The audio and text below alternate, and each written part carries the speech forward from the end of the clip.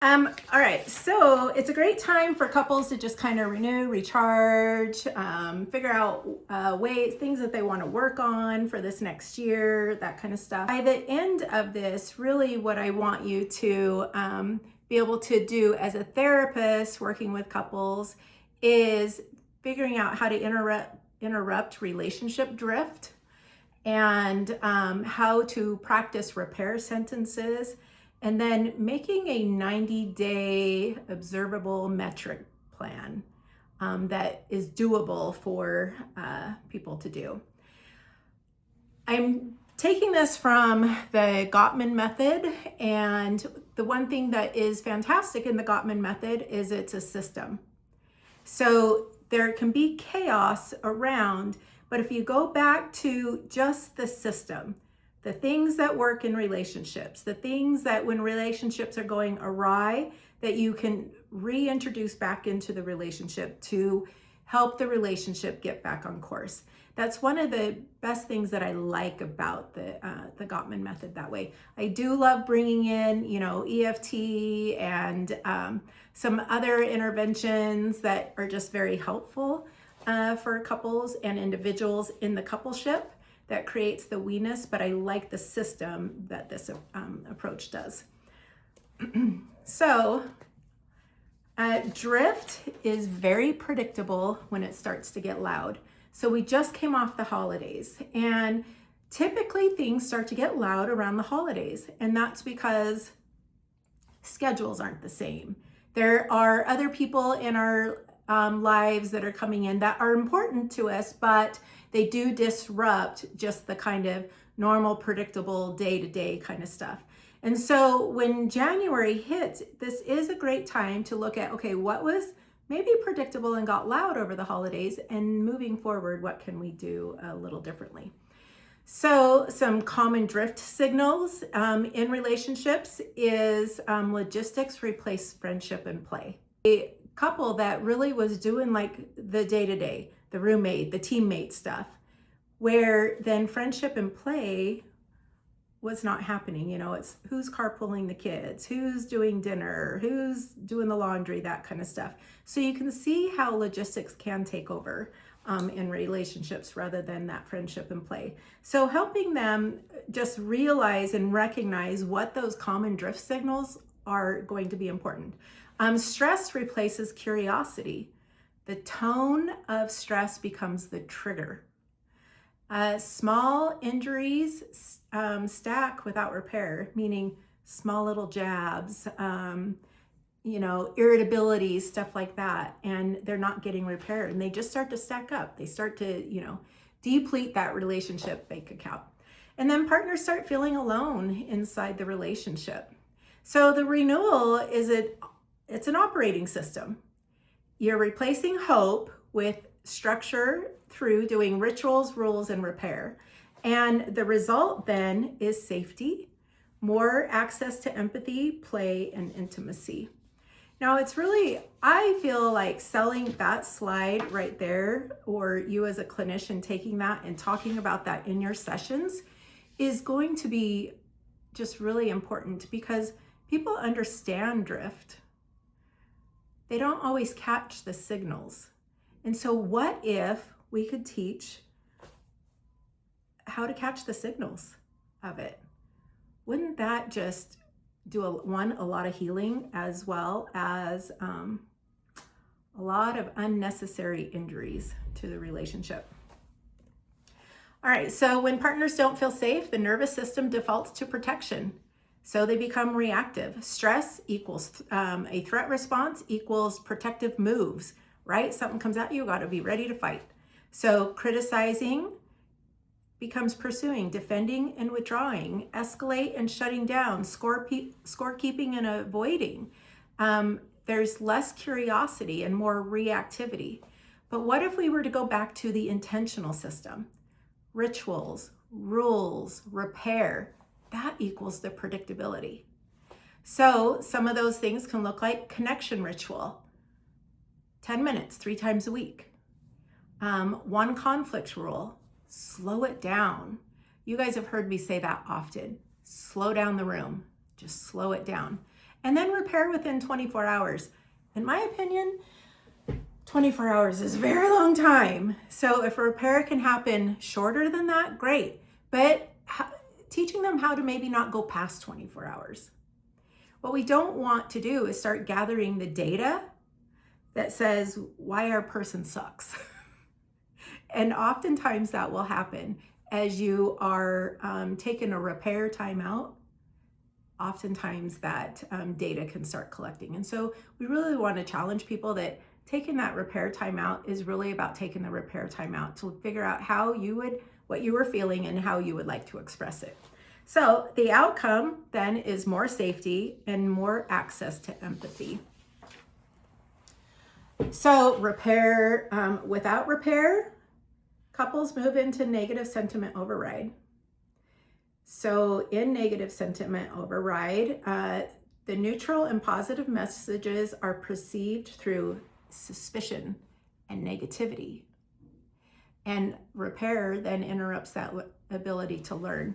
So your leverage at this point is to teach repair as a skill, not a mood. So they're taking a repair timeout to adjust the mood so that they can get then to the skill and come back to the relationship and work on the skill. So any statement or action that prevents negativity from escalating. So you want to measure progress by shortening the time to repair. For me personally, repair can happen right away, but I don't actually like to go more than 20 minutes myself.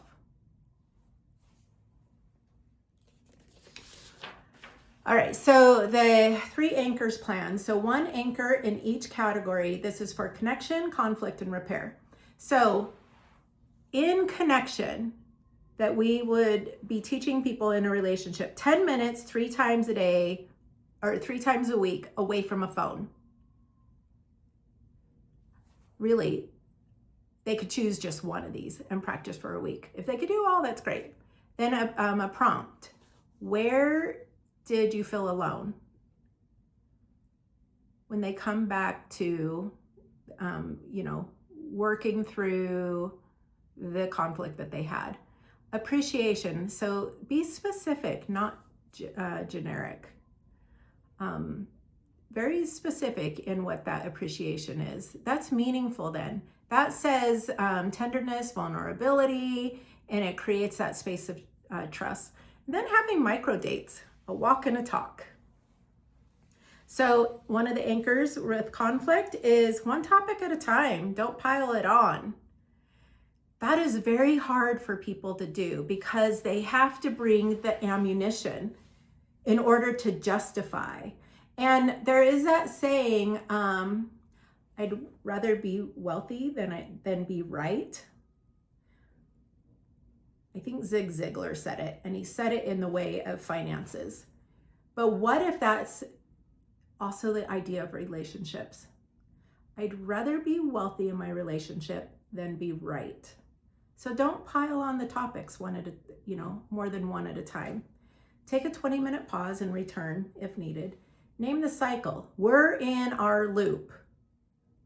Now, we have learned the negative cycle loop in here. We will learn it again over and over and over because it plays a role in everybody's life, right? And so teaching them how to name it, we're in the loop right now. Then that becomes the loops issue, and the partnership, the relationship becomes the we-ness. They are the team against the loop. And that's what we're trying to help them get to, being the team against the loop, that negative cycle loop. And the goal really then is to slow it down before there's more damage done. The next anchor is for repair. So repair within 24 hours. We will go over some 6 sentences of repair in a few minutes, but use these sentences for repair and then reset with a, can we try again? Now for you, I want you to practice this in session with those that you are working in relationship work with. Don't just talk about it, practice it. You want to create the muscle memory for them. But if you don't do it with them, they're not going to do it. I'd go to Vegas on that. So do it with them in session. All right, so the 5 prompts that move couples from survival to design. So this is the intentional. And this is about the 2026 reset conversation. And really try and have this conversation to be about only 10 or 15 minutes. Anyways, prompt 1, what do you want to protect in 2026?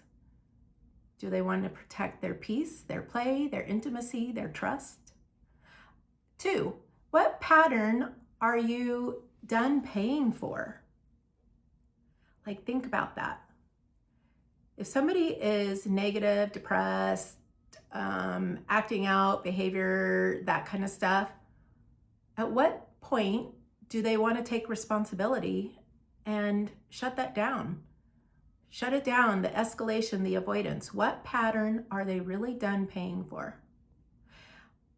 3, when you're at your best as a partner, what's true about you? That's pretty cool. When you're at your worst, what do you need instead of what do you do? 5, what's observable? What's one observable sign we're getting better? And set a date, March 31st, 2026. And then have them review it.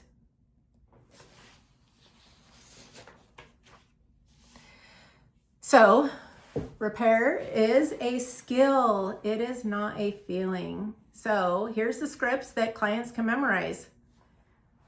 I can see how that landed on you. My part was this.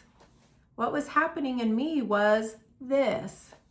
What I needed but didn't say very well was this. Next time I will do this. And what do you need now to feel reconnected? That's the extension. So a tip for you, if repair is rejected, ask, what would make it feel real? Tone, timing, behavioral change. So if you sense in the therapy room that something is not feeling real, ask this of both of them so that they can get to a deeper level of meaning and repair. Okay, so the relationship budget. Make time, energy, and attention explicit to prevent resentment. So here's the category of connection.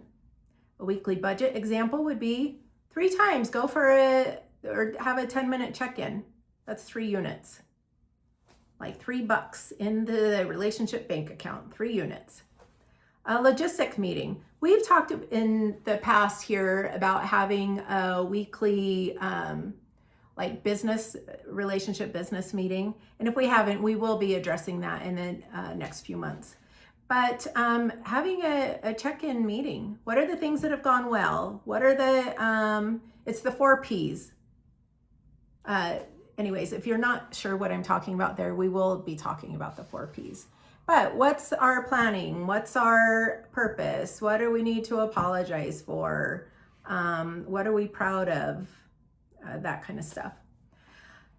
Individual decompression. So 2 blocks each, like a specific time during the week that you just need to like unwind, not be necessarily responsible to dishes, kids, dinners, carpool, just and protect it. And then affection and intimacy, 2 to 4 units. And this isn't just sex. This is all the other things. It's the hand holding, it's the cuddling, it's I coach this person that lives in another state on relationships, and his idea of intimacy is sex, and his partner's idea is not that. It is intimate time, but it's not that. And so we've been working together on 24/7 intimacy and what her definition of 24/7 intimacy looks like. And So in her definition, he has decided there's some of the things in her definition that he can do. She will recognize that he is doing it, and then that will feed her intimacy units. Does that make sense? How I'm explaining that? So bottom line is, if it's not scheduled, it's not safe. So relationships can't run on leftovers. So schedule it. Have this be the weenus.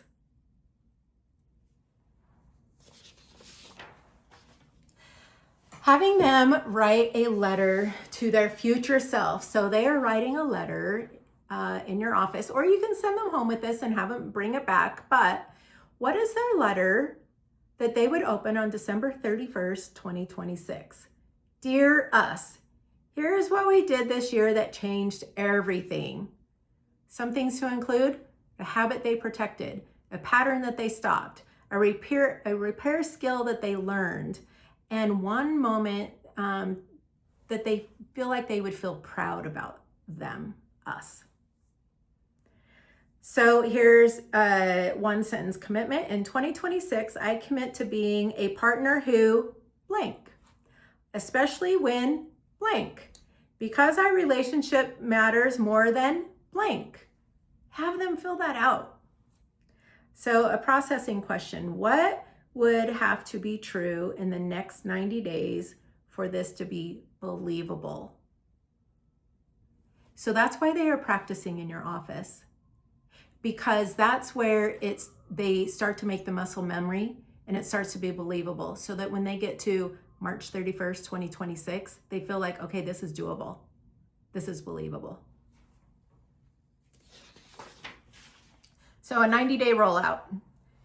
For the next 1 to 2 weeks, pick an anchor and practice a repair. And you're doing that in session. The next 3 to 6 weeks after that, track their adherence. How are they doing? And how are they doing with their shortened time to repair? And then 7 to 12 weeks, what are their conflict rules? How are they getting tightened? And how are they also protecting their rituals under stress? So for you as a clinician, this is a great way to kind of track how they are doing as a couple or anyone in a relationship. So tracking these 3 simple metrics: check in, time from rupture to repair, and conflict intensity on a 1 to 10.